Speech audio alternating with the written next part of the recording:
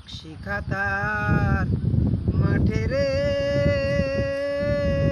সাজুর ব্যথায় আইজো বাজে রূপাই মিয়ার পাশের বাসি নকশি খাতার মাঠে রে সাজুর ব্যথায় রূপাই মিয়ার আইজো বাজে বাঁশির বাঁশি ও তার ভালোবাসার ঘর ভেঙ্গে গেল রে